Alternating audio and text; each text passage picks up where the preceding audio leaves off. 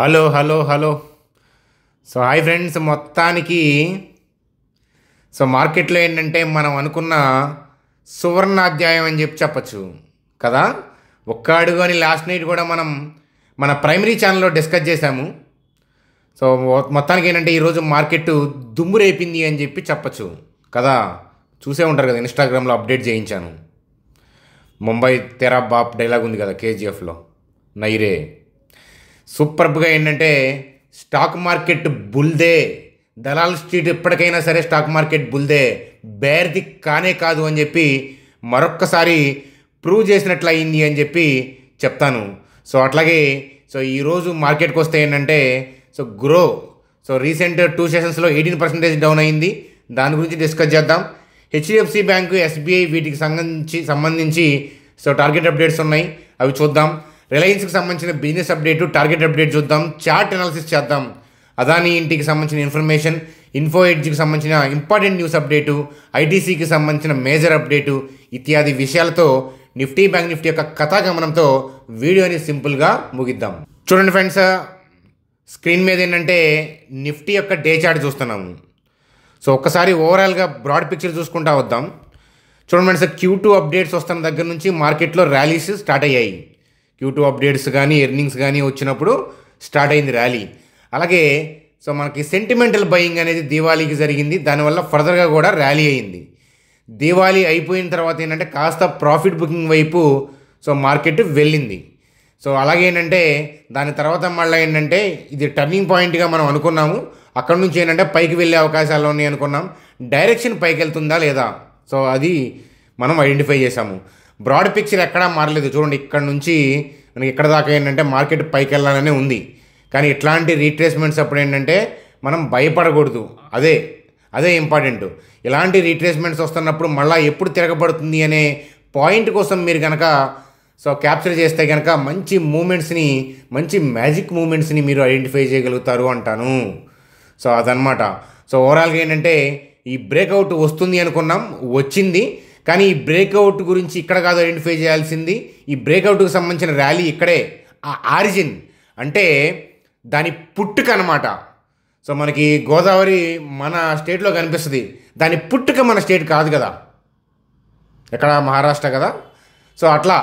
అలా ఏంటంటే వాటి యొక్క పుట్టుక, ఆరిజిన్ ఎక్కడ అనేది చాలా చాలా ఇంపార్టెంట్ అనమాట. ఈ ఆరిజిన్ ఐడెంటిఫై చేసిన వాళ్ళు ఏంటంటే ఈ ర్యాలీస్లో స్లైడ్గా ప్రాఫిట్ బుకింగ్ చేసుకుంటూ ఫర్దర్గా కూడా ఏంటంటే మార్కెట్ పైకి వెళ్తుంటే కొంత క్వాంటిటీ ఉంచుకుంటూ వెళ్తారనమాట. ఇనిషియేషన్స్ యొక్క యాక్టివిటీ ఎలా ఉంటుందంటే చూడండి, వాళ్ళు చంక్ ఆఫ్ మనీతో బల్క్లో ఆర్డర్స్ ఏంటంటే ఇలా ప్లేస్ చేసుకుంటూ వెళ్తారు. అర్థమవుతుందా?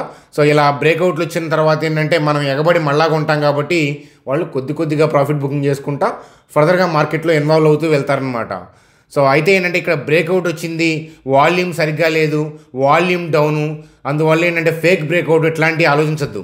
అసలు బ్రేక్అవుట్ వచ్చిన తర్వాత చంకలు గుద్దుకొని వెళ్ళటమే మనకి చాలా డ్యామేజ్ చేస్తుంది అనమాట. ఇనీషియల్ డేస్లో, బిగినింగ్ డేస్లో బిగినర్గా ఉన్నప్పుడు నా థాట్స్ కూడా ఏంటంటే సోషల్ మీడియా ప్రభావం వల్ల ఏదో నేర్చుకుంటున్నాననే తపనతో మనం ఏంటంటే అలాంటి మిస్టేక్స్ చేసేవాళ్ళం. కానీ నేనేంటంటే వ్యక్తిగతంగా ఏంటంటే దేన్ని కూడా ఒకేసారి బిలీవ్ చేయను.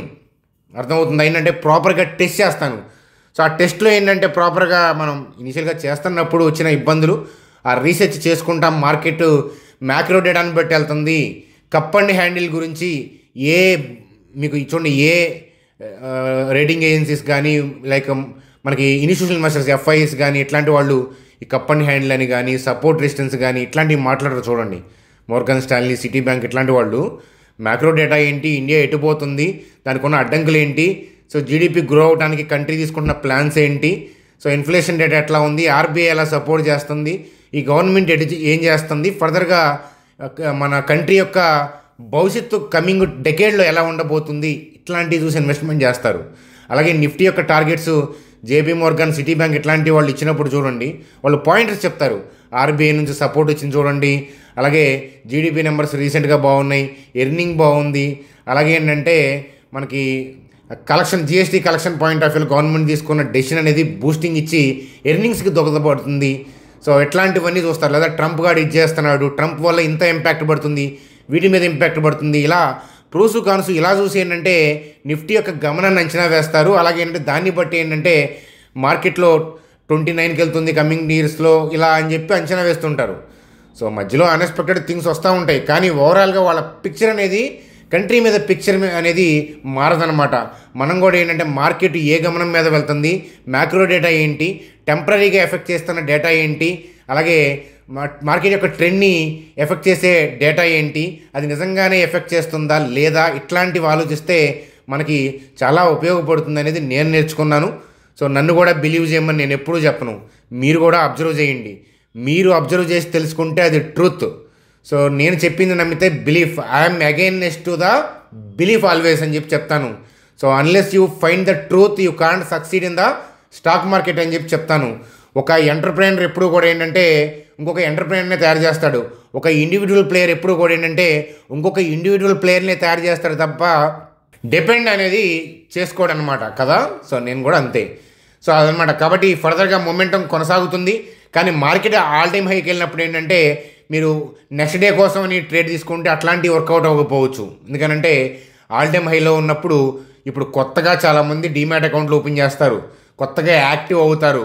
అలాగే ఆల్ టైమ్ హైకి వచ్చినప్పుడు ఎఫ్ఐఎస్ అగ్రెసివ్గా బై చేస్తూ ఉంటారు.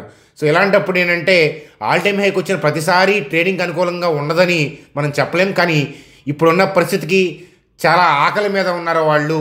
సో సరిగ్గా వాళ్ళు భోజనం చేయలేదు. అలాగే కార్తీక మాసం కూడా ఈరోజు అయిపోతుంది. కాబట్టి ఖైదీ సినిమాలో తెలుసు కదా, ఖైదీ సినిమాలో హీరో కార్తీ ఎలా భోజనం చేస్తాడో. సో మీరు చూసే ఉంటారు కదా, బిర్యానీ తింటాడు కదా ప్లేట్లో వేసుకొని. అట్లాగే ఏంటంటే మార్కెట్లో కూడా ఎఫ్ఐఎస్ ఏంటంటే భుజించే టైం అనేది స్టార్ట్ అయ్యింది, స్టార్ట్ అవుతుంది. వాళ్ళు కుంభాలు తింటారు. సో అందులో డౌటే లేదు. కాబట్టి ట్రేడింగ్ పాయింట్ ఆఫ్ వ్యూలో అనుకూలంగా ఉంటుంది. కాబట్టి జాగ్రత్తగా అబ్జర్వ్ చేసుకునే వాళ్ళకి ఈ మార్కెట్ మంచి ట్రేడింగ్ ఆపర్చునిటీని ఇస్తుంది అని చెప్పి ఖచ్చితంగా చెప్తాను.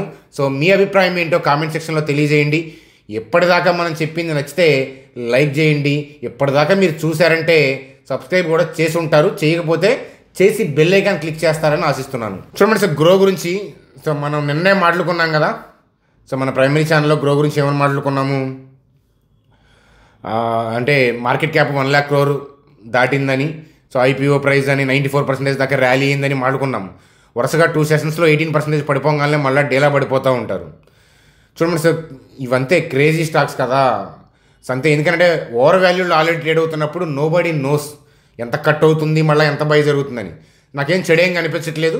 కాస్త రీట్రేస్మెంట్ అయ్యి మళ్ళీ ఏంటంటే సో పైకి వెళ్ళే పాసిబిలిటీస్ కనిపిస్తాయి టెక్నికల్గా. So I'm not speaking about the investment. So టెక్నికల్గా కాకపోతే కింద పడేదాకా కాస్త ఆగాలి.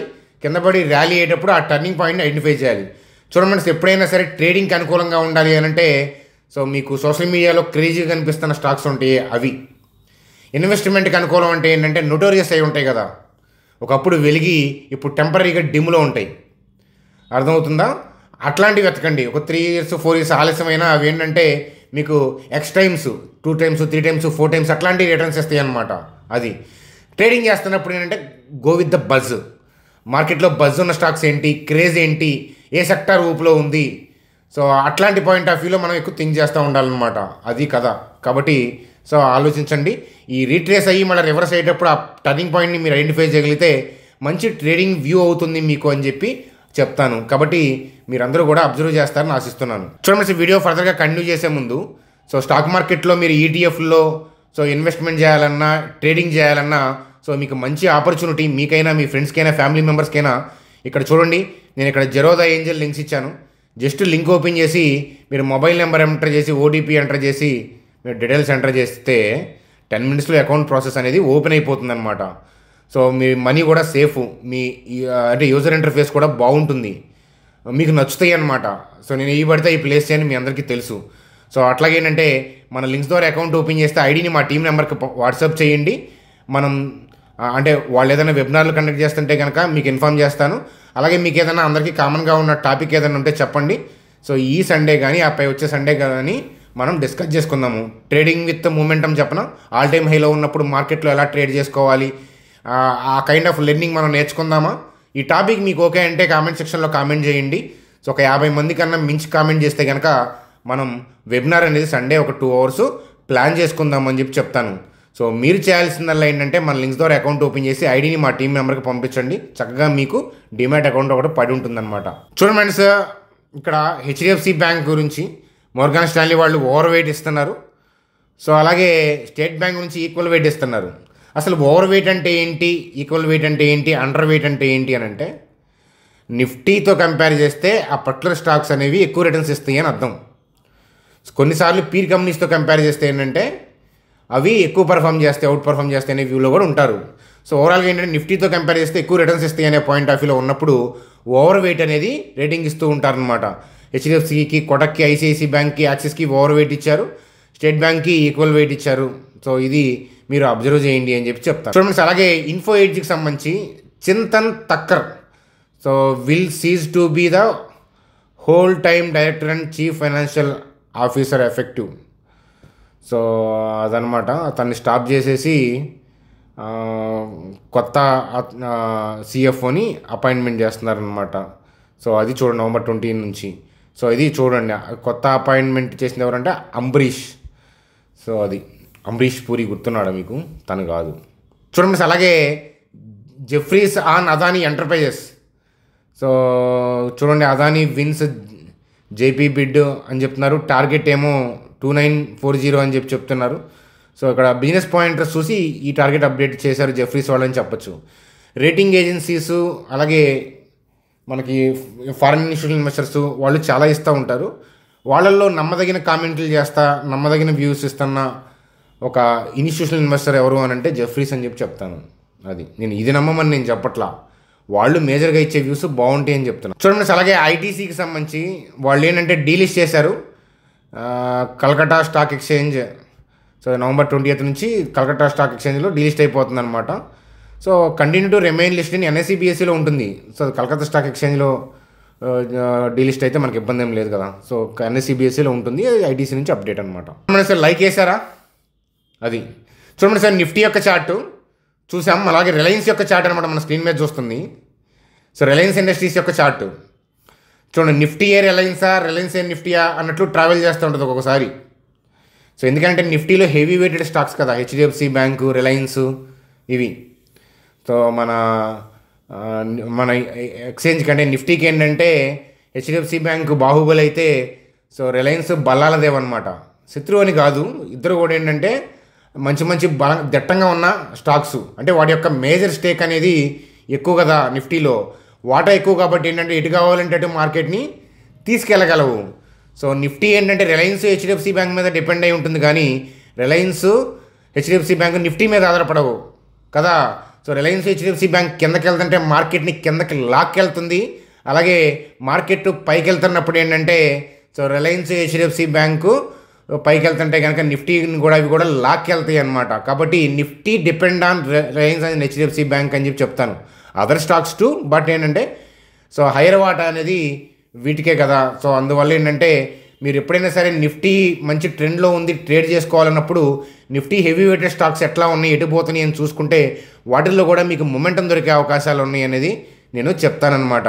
సో మరొకసారి ఏంటంటే సో రిలయన్స్ కష్టకాలంలో డౌన్స్లో పాయింట్ ఆఫ్ వ్యూలో ఇన్వెస్ట్మెంట్ చేసుకున్న వాళ్ళకి ఇవాళ తృప్తికరమైన భోజనాన్ని పెట్టింది, ఒక ఫుల్ మీల్స్ అని చెప్పి చెప్తాను.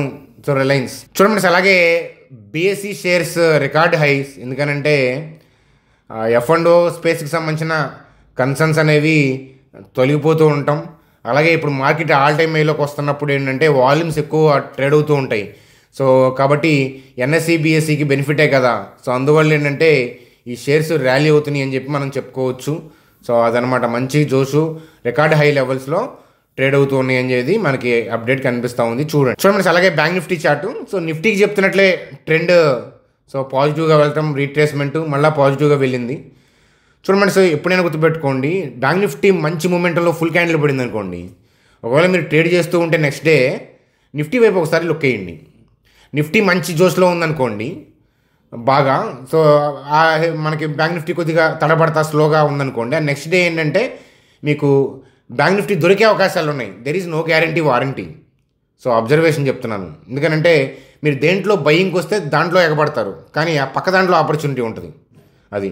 కానీ మేజర్ కేసెస్లో ఏంటంటే ప్రిఫరబుల్లీ చూజ్ నిఫ్టీ ఎందుకని ఓవర్ బ్యాంక్ నిఫ్టీ ఎందుకని అన్ని సెక్టార్లు ఉంటాయి కాబట్టి సో నిమ్మలంగా ఒక పద్ధతిగా నిదానంగా వెళ్తుంది. మీ అకౌంట్ని డ్యామేజ్ అంత ఈజీగా చేయదు నిఫ్టీ. కానీ బ్యాంక్ నిఫ్టీకి ఉన్న ప్రాబ్లం ఏంటంటే ఉన్ననాడు నా ఊపు చూడు, లేనినాడు నా శోభ చూడు, ఎక్కితే ఆకాశం దిగితే పాతాళం అట్లా ఉంటుందన్నమాట. మీ స్టాప్ లాస్ తొక్కి దాని తర్వాత అదేంటంటే టార్గెట్ హిట్ చేస్తుంది అనమాట. మీకు అంటే మీకు విడాకులు ఇచ్చిన తర్వాత వచ్చి మళ్ళీ కలిసి ఉంటుంది సో బ్యాంక్ నిఫ్టీ. సో అలా అలా అలా అనమాట ఇబ్బంది అనమాట. కాబట్టి బ్యాంక్ నిఫ్టీ జోలికి వెళ్ళొద్దు, చాలా జాగ్రత్తగా ఉండాలని చెప్పి చెప్తాను. అది ఫ్రెండ్స్ మనకి ఈరోజు వీడియో నచ్చినట్లుంది కదా, లైక్ చేశారు కదా. మీ అభిప్రాయాలు కూడా కామెంట్లు చేస్తూ ఉండి మీ వ్యూస్ ఏంటి, ఏం ఎక్స్పెక్ట్ చేస్తున్నారు అట్లాంటి కామెంట్లు చేస్తూ ఉంటే దాన్ని బట్టి నేను వీడియోస్ చేస్తున్నప్పుడు వాటిని ఇంక్లూడ్ చేసే ప్రయత్నం చేస్తాను. ఒకళ్ళ ముఖాలు ఒకళ్ళు చూసుకోవట్లేదు కాబట్టి మీ కామెంట్లే మనకి మీ కామెంటే మీ ముఖం నాకు కనిపిస్తున్నట్లు, నా కామెంటే నా ముఖం మీకు కనిపిస్తుంది అనమాట. అదనమాట, ప్రపంచమే వర్చువల్ అయిపోయింది కాబట్టి మనం చేసేది ఏం లేదు. Bye friends, good day.